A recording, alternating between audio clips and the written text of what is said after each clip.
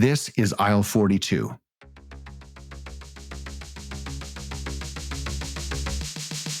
Welcome back to aisle 42.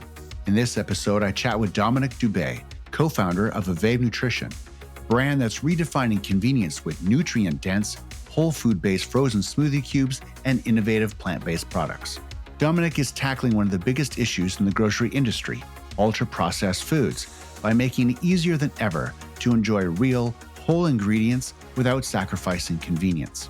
From expanding into new product categories like frozen smoothie bites and pops, to rethinking sustainable packaging and direct-to-consumer strategies, Dominic shares how their brand is growing while staying true to its mission. Okay, let's get going with Dominic from eVIVE Nutrition, because the future of food starts now. Dominic, I'm glad we're chatting. I've been a consumer of your product for a while now. And in fact, just finished the last cubes that were in our freezer for our smoothies. So I've got to restock. So don't hold that against me just yet. But I'm glad we're talking because I think the conversation, not only the fact that you're in Quebec, and I seem to be talking to a lot of food people in Quebec, which is wonderful. There's a good hub in Quebec. There really is. And so many of you guys are, doing a great job of bringing your product out here in the West. And of course, a lot of brands out here are excited to crack into the international export of Quebec, even if it's within Canada. And maybe some of these trade barriers are coming down across the provinces. But what you make and how you make it is so wonderful. And you have a wonderful team. So I'm excited to get into it. But want to kick things off with the big question of season 2. And that is looking ahead to the future. What's the one big change in the food system that would excite you the most? I am becoming even more aware of the fact that the food in the grocery store is ultra processed, and we've talked about ultra processed food for many years. But I've digged into the history of that, and I became quite passionate about the subject. How did we get there? How do we get to a point where I think 65 or 70% of the food in the grocery store is ultra processed?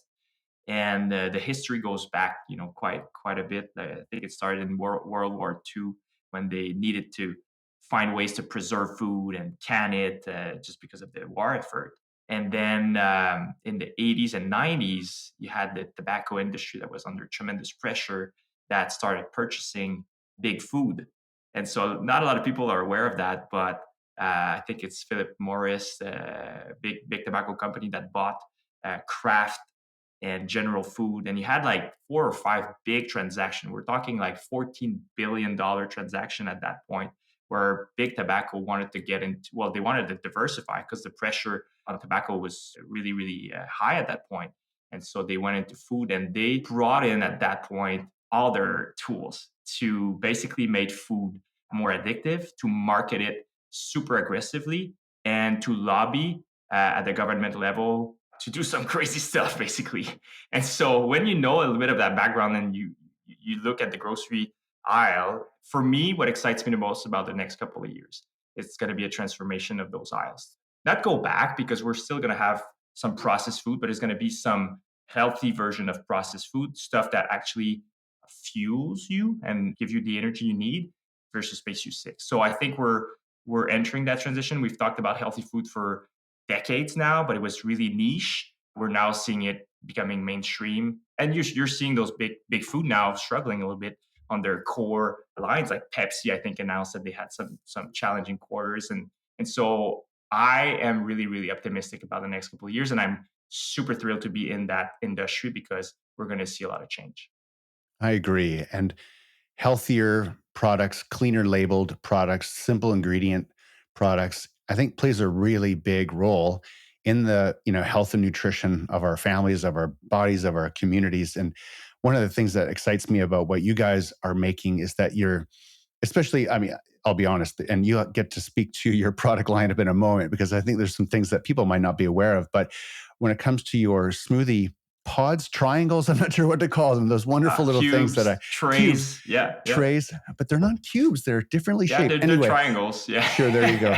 The little triangles. But when I drink them, I feel energized and I feel like I did something good for my body. And I think that as the culture around, like you said, ultra processed foods and the consumer sentiment changes away from that, people are going to be looking for solutions that not only fuel their bodies, but excite them. So, why don't you take a moment and tell listeners about what it is that you guys make? Because I have a feeling there's going to be some surprises for some folks. Yes, thanks for that. So we want to make nutrient dense food in convenient format for everyday lives. And so the product we launched in 2015, my wife and I, we were at college back then. I was doing mechanical engineering and my wife was doing psychology. So we were not in the food space. We were not entrepreneurs, but we had this idea, this vision of transforming our mornings and the mornings of people around us with a nutrient dense product that you could make in an instant. And so that was the idea with the smoothie cubes. So all the healthy functional ingredients pre-blended into a set of cubes that you can just mix with water, and you don't even need to use a blender because it's pre-blended. You can just let the cube melt and shake it up. So as convenient as it can, in a very tasty, fun format, and with the nutrient and functionalities that come with it. So we've been doing that for 9 years now, and we've launched also other products since then. But the focus has really always been about around convenience and nutritional density and fun. So it has to taste good and look good. Well, it does taste very good, and I would consider myself a taste snob. I'm very picky, so I think you guys have done a great job on the flavor side of things. And my ritual has been to pop them in, I guess, like a shaker cup at night, and then in the morning, just three quick shakes or whatever, maybe five or six, and then I enjoy it throughout the morning. So Yes, it's yes. it's a great product. And now you guys have pops, like freezer, like almost like kid treats. I would probably eat them, but I haven't seen them in store. So tell me about that innovation. Yeah, so we've done the smoothie cube, basically done the whole rainbow of colors and whole realm of possibility in terms of functionality. And then we're like, okay, what's next? And we tried in 2020, we went into what is the meal side of things. We tried like frozen cubes of soups and meals and frozen entrees. And that was quite a bit of a split from our core business. But the idea back then that I had was I want to, and I talked about processed food, and my goal was to transform the freezer aisle into a healthy destination. And so I had this big dream of like, you go to the freezer aisle and it's the healthiest food in the grocery stores because frozen is the best way to preserve nutrients and food. So it's like, this section needs to be healthy. It makes no sense that it's processed. So I went pretty quickly in our business journey into branching out into soups and other stuff. And in retrospect, that was a mistake because the smoothie category was really what we were there to own. And so, we tried that for 2 years and it was a failure, a very costly one to get into that category. But then, took the learning, took a step back, and we said, okay, we're going to own the smoothie world first. And when we're done with that, then, maybe through acquisition or, line extension, we're going to go into other categories and transform them. But so in the smoothie world, there's different product that we wanted to launch. Smoothie Pops, which is the freezies you're referring to, was one that we launched 2 years ago. And this year we're launching Smoothie Bites, which is an innovation that I'm pretty excited about. So it's like a cube of smoothie frozen, but with a sorbet texture, dip in dark chocolate. So this is to kind of elevate and bring some healthy stuff to frozen dessert, which is also You quite. had me at chocolate. Yes, yes, yes. And when we have also like plant-based protein that you can add to your smoothie. So this whole universe is where we're playing in right now. And walk us through some of these ingredients, like the functional ingredients, some of the superfoods that you guys lean into. Like, what are you putting in these smoothie products? Yeah. So when we started the company, my wife was making a very complete, very complex smoothie. I would say that was like almost 10 years ago. And back then, not a lot of people were talking about superfoods like spirulina and camu camu and baobab and moringa. And still to this day, it's quite niche. But those are ingredients that are really, really nutrient dense. Like we're talking like 10x the amount of vitamin C you have in an orange, or like 5x the amount of iron you have in a cup of spinach. Like a tiny quantity of these ingredients, usually powdered ingredients, so brings tremendous amount of nutrients to your smoothie. So with a cup of smoothie, so 250 ml, you can end up having like 30, 40% of your daily value of some really key minerals, vitamins, your fiber, your protein, all through those superfoods. So the traditional way that big food would do that was to just like use lab made vitamins, minerals, and just like yeah, lab made stuff to enrich the food that they make. So the way we want to do it is we want the food to be nutrient rich, but from actual ingredients, actual fruits, veggies, seeds. And so those superfoods are really key to achieve those that nutrient density. It's so good. I love it. And it comes out in the flavor too. So fresh tasting, which is wonderful. When it comes to the sustainability side of what you guys do and some of the values that you have, what are some of the decisions that you've made along the way over the last 9 years that you know were hard to make, but that you feel really proud of? Yeah, so many.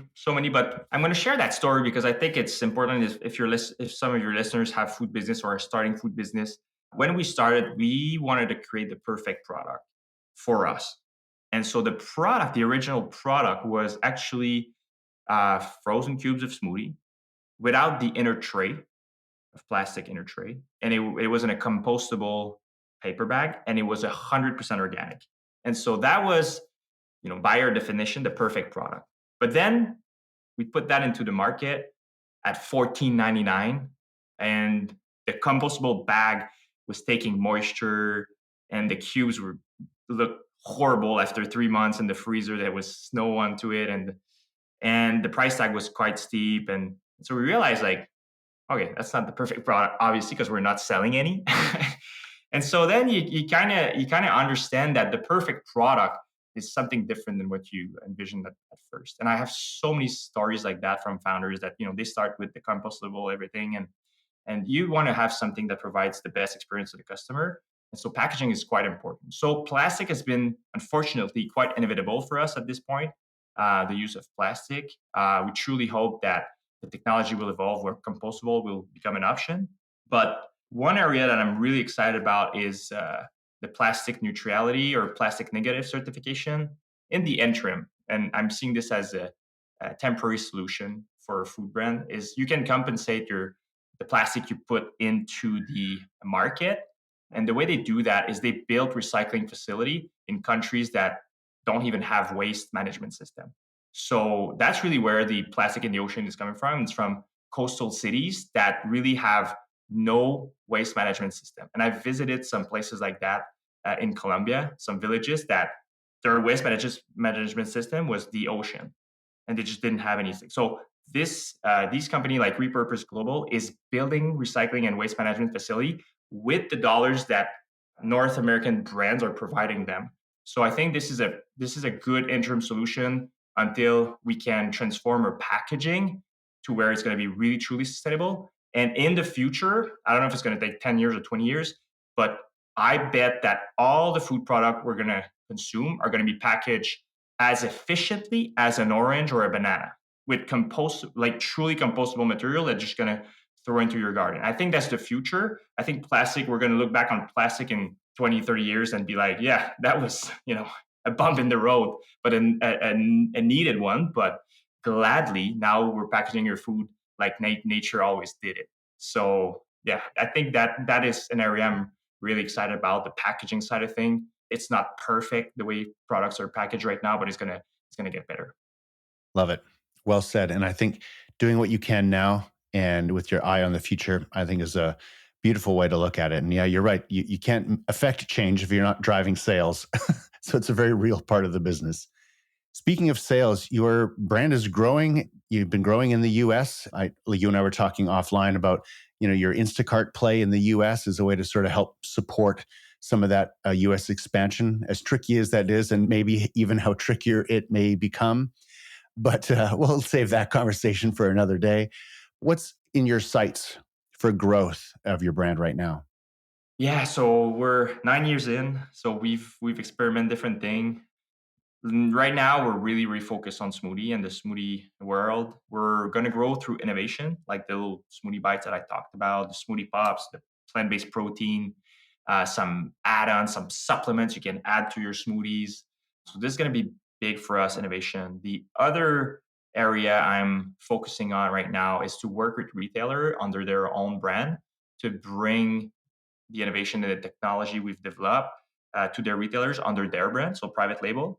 I'm excited about this one because it does bring the product and the quality of the product at a better price because you don't have all those trade programs and blah blah blah. So I'm excited about private label, and we have a good amount of project we're working on right now. And the third one is something I'm really bullish about. It was really big in 2020, DTC, very big for us, and then it kind of dipped in 2022, 2023, and now it's starting to pick up again. So e-commerce, direct to consumer, we can bring so much more innovation quicker. You connect directly with the consumer, you provide them a great experience. And right now we're really heavily focused on Eastern Canada for D2C. We want to launch out West where you guys are and also in the US. So those would be the three key pillars for growth for us.